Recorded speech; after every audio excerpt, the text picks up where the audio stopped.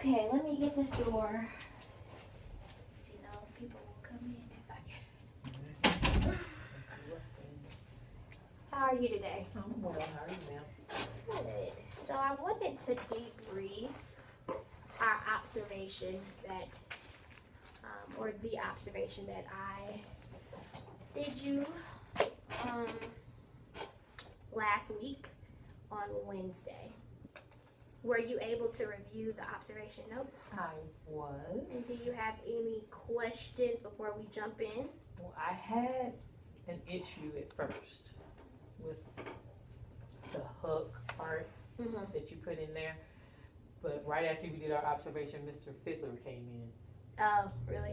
And he asked if I needed any help with that. And I told him I did because I had issues with that in school. Okay. So what did you guys work on? He talked to me about different ways to, I told him what I did. Right. Like a quick review from the past lesson because this lesson tied into what we did prior.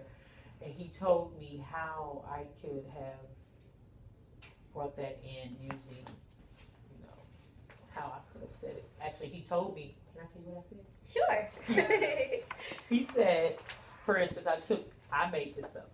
We went to, because I retaught the lesson. This is what we did. After he gave me an idea, I retaught the lesson in AE. Okay. The same lesson? The same lesson. Okay. And then I did a hook.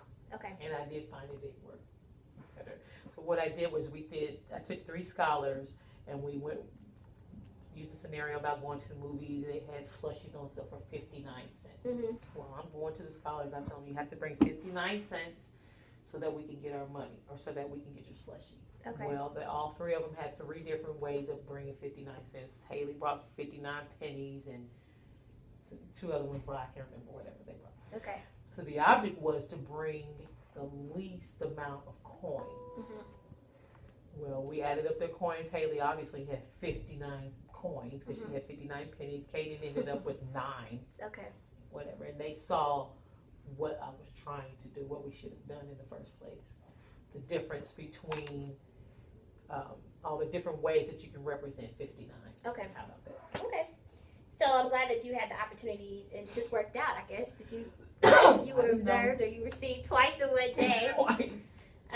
But one of the things that I wanted to say, I know that I started the year doing most of my observations in grades 3 through 5, and then we kind of switched. And so the first time that I actually started to observe in your classroom was right in December, and when I did your formal.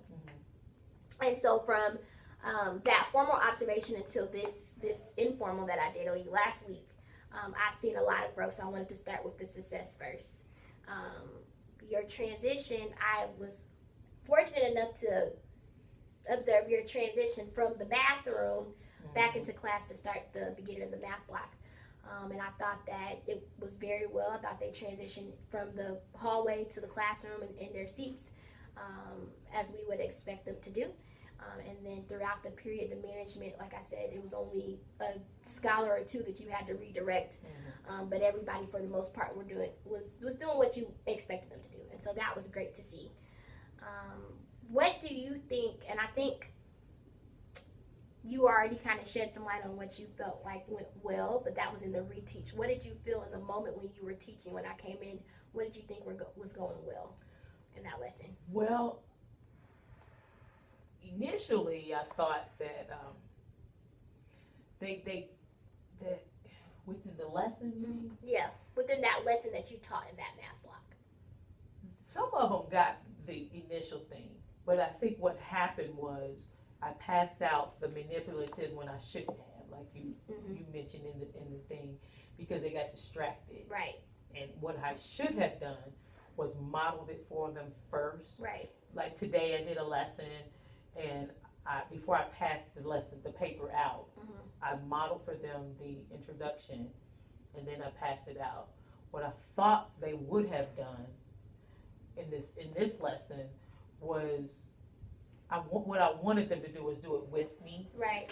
But they didn't know what to do. Right. And that's what I messed up with. So I'm glad that you came to that conclusion. I know I did leave a couple of notes in your observation feedback. One of the things that I talked about a couple of things in your notes.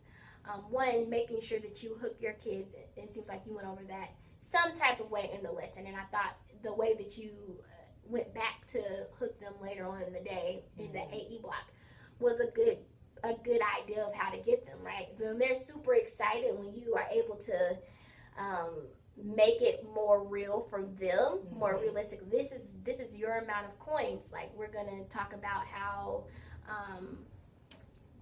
if you had 59 pennies, or if you had this many coins, which would you rather have? And then have the scholars explain that in the intro, in your hook. You could play around with that. You could. I think earlier I said too. You could definitely make sure that your other kiddos have opportunities, because I know you said you highlighted 3 or 4 of them. And then the next day, we took the same scenario, but I kind of tweaked it a little bit, going back from transitioning. Right. What I did was the next day, because the next lesson, all of them tie into each other. Right. So what I did for my hook the next day was Haley. What I used was, she had all these pennies, and she was running to the car, and they all fell. She fell, and the pennies just ran or fell. So I'm like, who has time to find 59 pennies? Right. Now, had she had the 6 coins, we could have found that quicker. Right. That's good. And that's how we, Okay. So I used 3 more to figure out 3 more smaller amounts. And that's it good. Worked. Yeah. And so always make sure, in whatever lesson you're teaching, make sure that there is something there to hook them. Okay.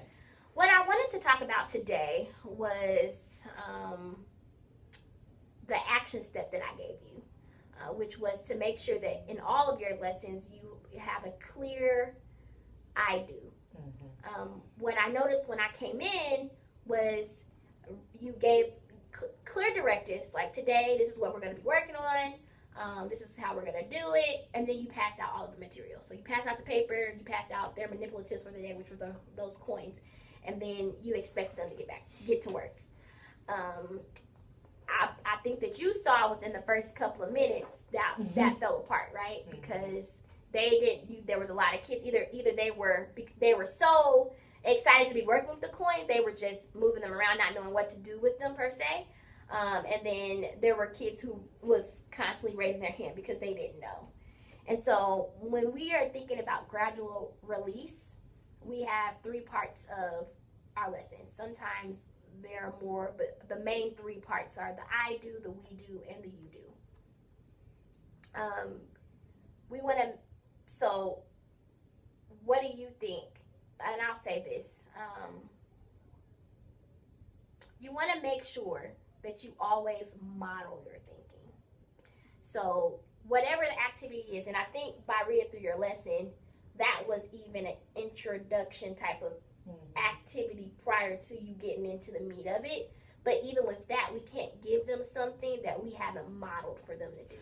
Right. We have to literally model everything we expect them to do. And then my thought process behind that is, I just assumed that because of the lesson prior, that they knew what to do. And I think they would have known what to do with the actual work, but not with the initial activity. Right. And I guess. Right. So. And so, it's always great to even review it, even with a quick review. I do. Like, yesterday, we worked on these type of problems, for example, and then make sure, because even if, like we discussed, you have scholars that you know are going to get it every single time. But as you know, that's only a couple of scholars in your class right now, because when we've been meeting in our WDM meetings, that you haven't hit 80% yet mastery. Right. So we have to then assume that they don't know it. Right. And then we need to make sure we're very explicit in our thinking. So today, we're going to practice a little bit of scripting out your I do. Okay. I want you to look back at this activity that you would have passed out to them that particular day, and I want you to think, what steps would you have gone through if you were to give them an explicit model of this is how you're going to work your way through this problem? What would that look like? Okay? Okay. I'm going to give you a few minutes to script that out, and then we're going to just write practice everything that. that I would Right. have said to them. To them. Like, this is today, this is the activity that we're working on. Okay. I'm going to model my expectations for you, however that looks for Okay. you.